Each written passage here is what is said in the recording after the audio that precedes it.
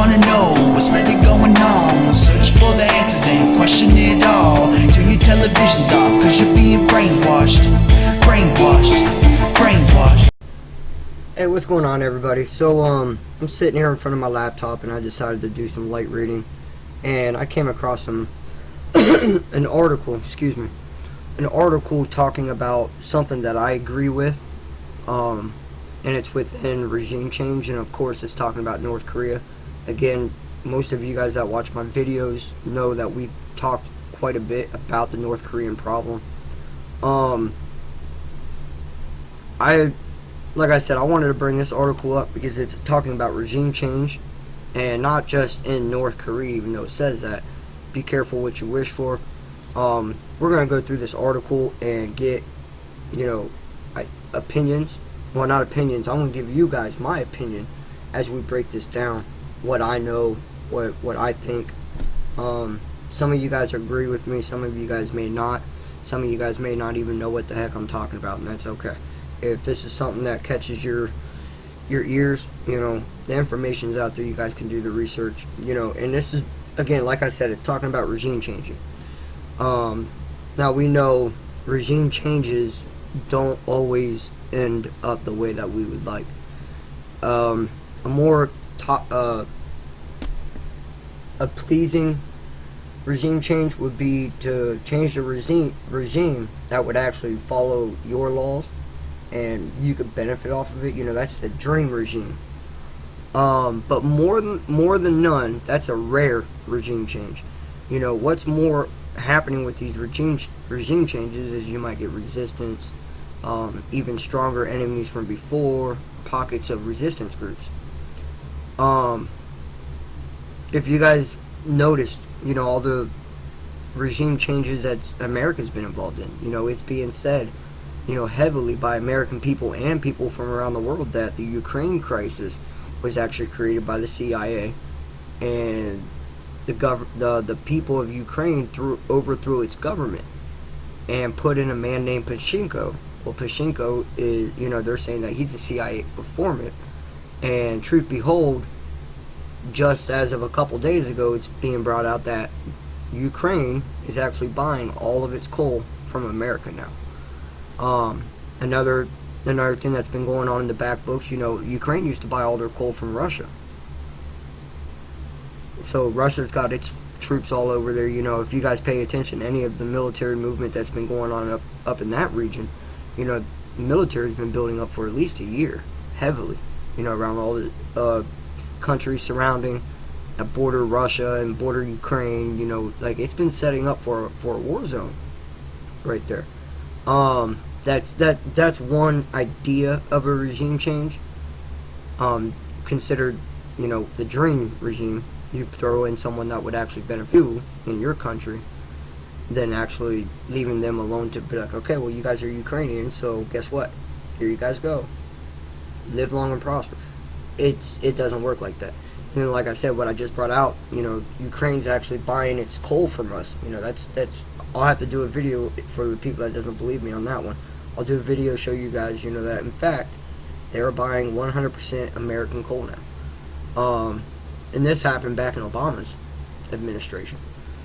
So, and we've seen, within Iraq, we've seen Libya, all these places that we've done regime changes has been more cost and more death than anything. We try to look at what's going on in Iraq right now. We go over there, we change the regime, we leave. Oh, guess what? ISIS was created. So this is basically going a little bit for North Korea. I'll read it to you guys. I'll post a link in the description. You guys can read it for yourselves. This is coming from 38 North. Like I said, I was just looking at information and I came across this. This isn't breaking news. It isn't like this is happening now. So this is just like pretty much someone's opinion, on regime changes, and I agree with this. Alright, so take a walk with me, guys. Excuse me. Is the Trump administration seriously contemplating changing the regime in North Korea? Frankly, the signals are mixed. 10 days ago, at the Aspen Security Forum, CIA Director Mike Pompeo intimidated as much, saying that he and other senior officials were ordered by President Trump to find a way to separate the North Korean regime. Again, like I said, if you guys look at Ukraine, that being a CIA job to overthrow its government. We're seeing it, in the Middle East. Look at the CIA was just taken out of Syria because CIA objectives over there were trying to, in fact, overthrow Bashar al-Assad instead of help. We was over there. The whole agenda was actually between Russia and Syria. Putin and Bashar al-Assad blaming Americans, actually over there bombing its own people. After the sarin gas attack, Trump sent cruise missiles into Syria. So the whole idea of a regime change over there was, in my opinion, it was real. That's what they were really over there for. Again, go back to Iraq. We all left. Bam, ISIS is there. And there's a lot of people that believe that, Obama's the one that created ISIS, guys. You guys don't have to believe it. There's information backing up both sides of the story out there. You go read them both before you make a valid argument. That's all I'm saying. And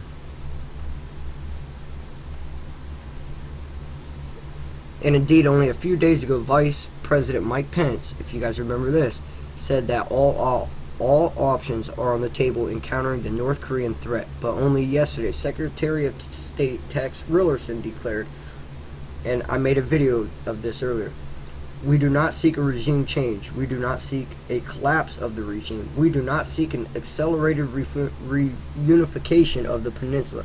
We do not seek an excuse to send our military north of the 38th parallel."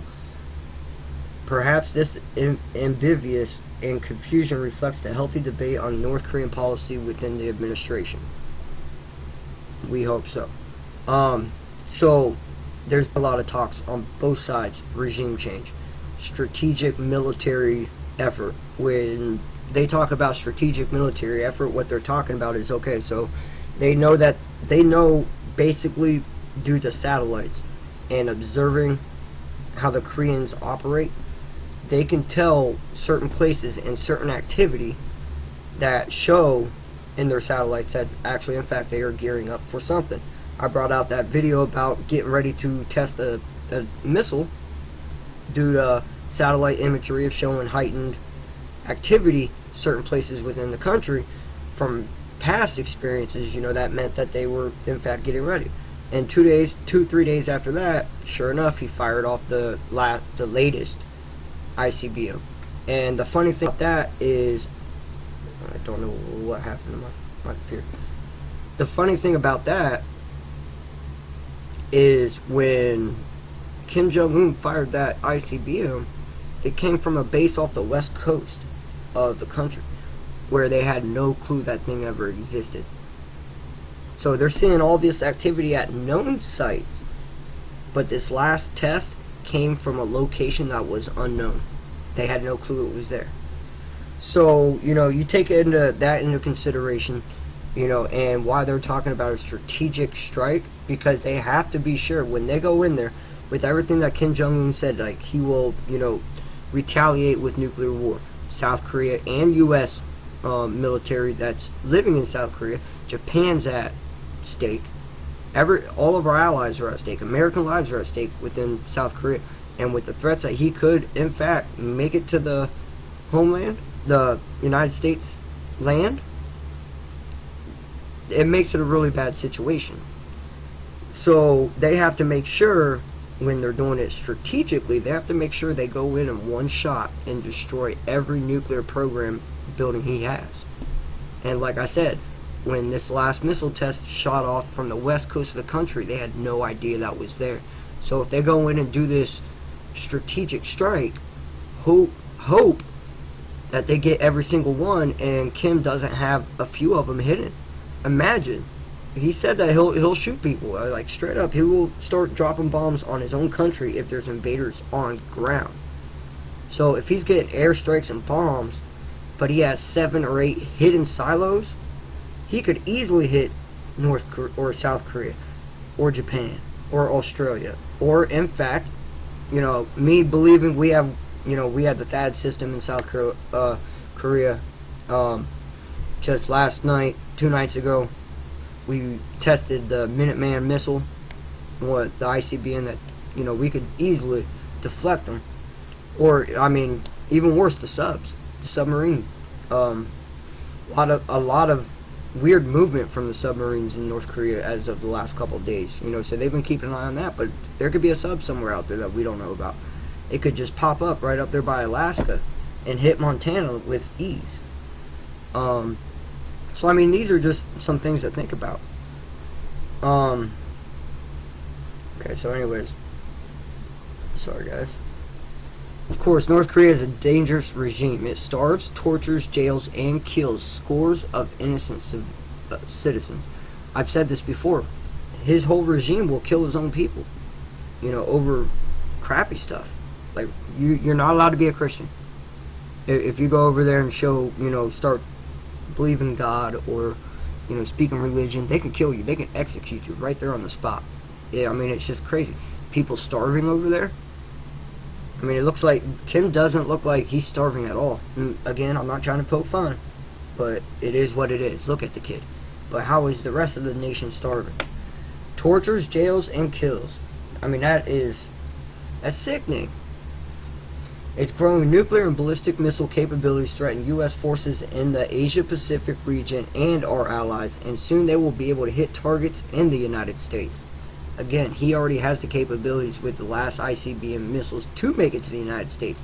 Now he has to work on the guidance system. But while the urge to rid the world of regime is understandable, the risk, cost, and consequences of acting on this impulse are rarely considered. While much of the discussion of a North Korean regime collapse focuses on its potential to release thousands of refugees to China and South Korea, again, we're having this refugee crisis within the Muslim community. I'm not saying that these are going to be radicalized, but you never know. And on an enormous economic cost of Korean reunification, geopolitical and security dangers would be far more consequential if the United States and its South Korean and Japanese allies for the future stability of Northeast Asia. And here are 4 reasons why, and I agree a lot with this. We'll get 1. Regime change is more complicated than Trump thinks. Over the past century, the United States, look, for again, you guys that doesn't know anything about this, please go do your research. Over the past century, that's 100 years, the United States has intervened and interfered in the politics and democracies of and authoritarian states alike, and in some very well-known cases such as Haiti, Iran, Guatemala, Chile, and Iraq, have actually changed governments and regimes. Still, even successful efforts at a regime change have carried their own fraught and sometimes frightening consequences, and here's why. Changing regime remains a very complicated business, as recent experiences in Afghanistan, Iraq, and Libya has demonstrated. As 2 scholars on regime change have observed, helping to overthrow a regime doesn't usually result in a compliant, friendly government in the target state. Rather, it can bring a host of problems, including continued conflict, state collapse, and newly empowered hostility groups. Again, how do you think ISIS was made?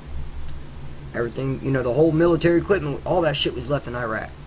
Why? Next here comes a new terrorist group. ISIS. ISIL, whatever. North Korea is vertically black box within a black box, which is true. The United States can't be sure that changing the leadership would improve the situation. More information may be getting out of the country about daily life and economic and social developments than what has been available in past years. But Washington has very little situational awareness of the inside workings of the regime, and it would be surprisingly, to say the least, if the U.S. intelligence community were able to establish and cultivate reliable assets who would be willing, let alone able to cooperate with Washington to remove Kim Jong-un from power. Working with countries in the region will also be difficult. It is doubtful that the Chinese government would even want to orchestrate an internal coup or the assassination of the North Korean leader. Again, this is coming from the U.S. intelligence. CIA, NSA. Just saying. This is what they're saying.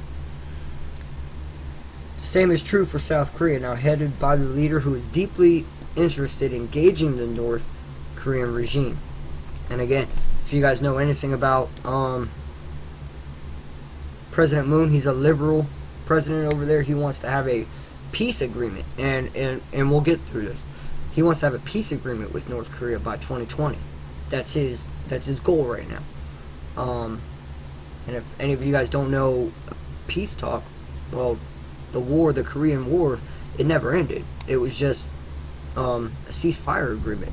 So for 40 years at least, these two countries have still been at war with each other.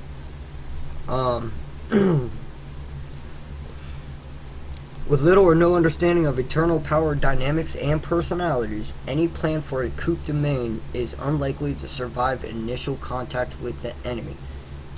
Decapitation, even if it means military strike against Kim and other leaders' targets, would also certainly unleash North Korean military retaliation against South Korea and U.S. forces stationed there, significantly escalating the risk of a wider conflict and also the unsettling prospect to lose North Korean nukes. Again, like I said, he fired this last test from a site that they had no clue. So if they were going to go in there and strategically remove every single one of these so he can't retaliate, one, that's going to be a pretty big operation. I mean, a huge, massive operation. You're going to have a lot of military equipment. And this came from a site that we had no clue even existed. So now with this one being found, they go and destroy these ones. Hope that Kim doesn't have, 5, 6, 7, 10 more of these things hiding out in the woods or out in the jungle or something like that. I mean, again, this is a very sticky situation. But something has to be done. He's getting better and better with all these new tests. He's making the distance, not making the coordinates, but he's still making the distance. Which, at this point, if he can make it to the U.S. land, I don't care where it hits. I don't care if he got the guidance. If he can strike this land, I'm worried. American citizens are going to die. That's what I'm saying. But I don't see going in. I mean, I just don't see no easy way about going this. I mean, there's going to be retaliation. Somewhere. And then plus with the threat of China, China doesn't want the buildup of American soldiers on their border. They don't want to deal with the refugee problem that it would cause. China's even come out and said that the North Korean problem is an American problem.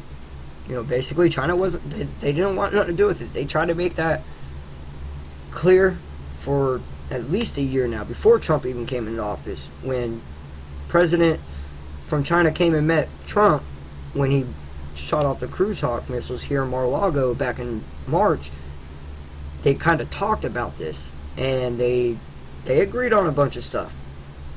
But also, like I said, China don't want to see this. He's been telling both sides to basically grow up. Okay, so part 2 of this article. Meet the new boss, same or worse than the old boss. It's hard to imagine that Kim's successor would be worse, but the fact is little is unknown about the handful of regime insiders in the military, intelligence, and security establishments who would fill the vacuum left by Kim's departure.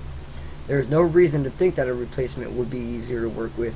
It could easily be worse, more virtually anti-American, or prone to provocation action, is less adapted to Kim Jong-un has been so far at dancing on the cliff's edge. In fact, in most historical cases of regime change, the relationship between the intervening country and the new regime does not improve. Again, I brought out a video a while back talking about how the ideology of North Koreans work. They are born to think that the American people, the land of the Americans, are the devils. They were born into that whole ideology. Here in America, religion. Everyone's born into an ideology, but and we live by words that's in a book, but no one's actually, in fact, seen anything. Or, again, that's my opinion, but you guys were born into that ideology. Same as North Korea. They were born into that ideology. When they go to kindergarten, they actually, in fact, instead of teaching them how to write their names or the ABCs or whatever they do in kindergarten over there, their first year in school is teaching them how bad America is. All the propaganda ways that they do. They play propaganda music. They have propaganda videos. Heck, even like I said earlier, you know, there was a ceasefire between the two Korean countries. It was never a war that ended. It's just a ceasefire. So as of right now, you have the North Koreans and the South Koreans that are still, you know, at somewhat of a war. It's been on a very low key for the last couple years, but the war was never won. No one won it. No one lost it. You know, North Korea puts up big microphones right on the border going into South Korea, blasting propaganda across the border. So, like I said, there's a lot of going on within that region. You know, you got the whole Korean peninsula wants to unify, but difference is president and a regime. You know, government and a regime. Two different governments. So, in the case of North Korea, the coup plotters who aided and abetted Washington would likely feel the need to distance themselves from the United States in the aftermath of a coup to avoid being tarred as North Korean quislings. So if they do this, they want to bounce. Like, they don't want to, they'll be changing IDs, they'll be changing names, like, they don't even want to, The fact that is we have no idea what the emerging in the wake of Kim's demise or how the North Korean public would react to a regime change. Well, I'm pretty sure if he is over there killing his own people, starving his own people, I'm pretty sure if there's an actual change, a successful change, I'm pretty sure that his people would actually praise it. As long as if we don't try to push too much American down their throat. You guys got to remember, this is a nation that's born into an ideology. You're not going to change this overnight by policies and rules. You know, you got to let generations and generations go past before they start changing their whole perception. Okay, this is something that was beaten into their DNA system since birth. Imposed on the outside. Kim's successor may prefer the politics he was pursuing rather than the policies of Donald Trump's administration would prefer. Again, you're born into an ideology. So if we took out just Kim Jong-un and not his military, you might have someone that rises up in power that shares the same ideology as Kim and would still, in fact, cause more problems, more fighting, more wars, a collapse of a government, possibly, and it would just, we're going to have another Aleppo, another Syrian crisis. Okay, it's crazy. Alright, so we're just going to get through this, guys, a little bit faster. I know I'm sitting here, I'm taking my time talking to you guys. Again, I'll post a link in the description. You guys can all read this for yourselves. And that's pretty much it anyways. But, yeah, like I said, that's just my opinion on some of this stuff. A little bit of what I know. If some of you guys are less informed, here's a little bit of food for thought for you guys. But this is stuff that's actually being talked about. This is stuff to actually consider. And just like I said it plenty of times, the North Korean problem, it's a sticky situation. It really is. I know people that would say, "Oh, just drop a nuke on them and be done." It's, first off, how can you be that heartless? Millions of people are going to die, innocent. But also at the same time, it's not quite that easy when you got a rogue nation that's unpredictable like this. Okay, I mean, got to get them out of there, but also at the same time, we got to have the people's interest, lives interest at stake here. No matter what, there's no easy way of going around this. So, again, guys, here's some food for thought. If you guys can look up to anything that we've mentioned, the facts are out there. Again, you guys heard me say that plenty of times. Alright, later.